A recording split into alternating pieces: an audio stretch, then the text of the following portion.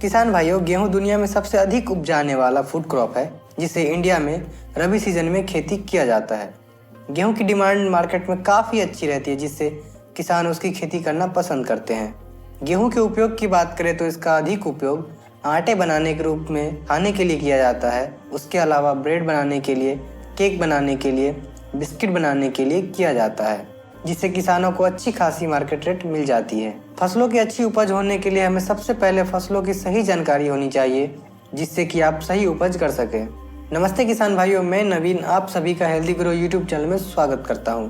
इस वीडियो में हम बात करेंगे गेहूं की खेती करते समय हमें किन किन बातों का ध्यान रखना चाहिए, जैसे कि कैसा क्लाइमेट होना चाहिए, किस प्रकार की मिट्टी में अच्छी उपज होगी, सही वैरायटी का चयन कैसे करें, कौन सी फर्टिलाइज़र यूज कर सकते हैं, बीमारियों से कैसे बचाएं।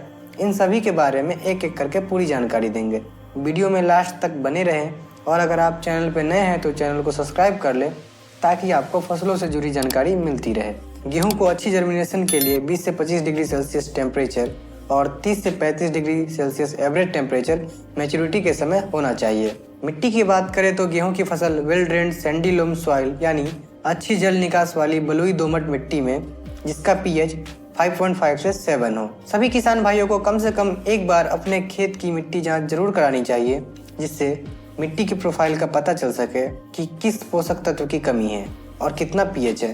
किसी भी फसल की बुआई करने से पहले सबसे महत्वपूर्ण काम होता है सही वैरायटी का चयन करना।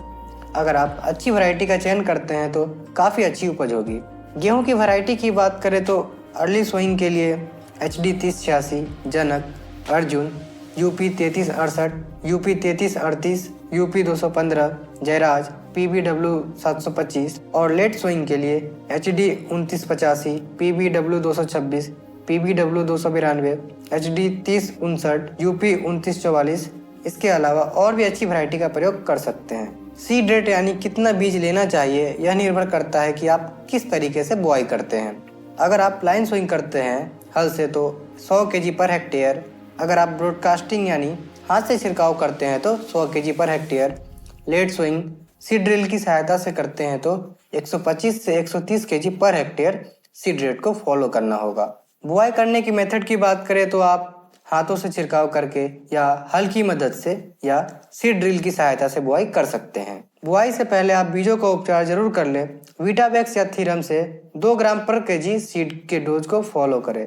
खेत को बुआई के लिए तैयार करते समय फर्टिलाइजर का प्रयोग आप FIM 5 से 6 टन पर हेक्टेयर और अर्ली सोइंग के लिए नाइट्रोजन 150 kg पर हेक्टेयर, फास्फोरस 60 kg पर हेक्टेयर, पोटासियम 40 kg पर हेक्टेयर एवं लेट सोइंग के लिए नाइट्रोजन 120 kg पर हेक्टेयर, फास्फोरस 60 kg पर हेक्टेयर एवं पोटासियम 40 kg पर हेक्टेयर के रेशियो को फॉलो करें।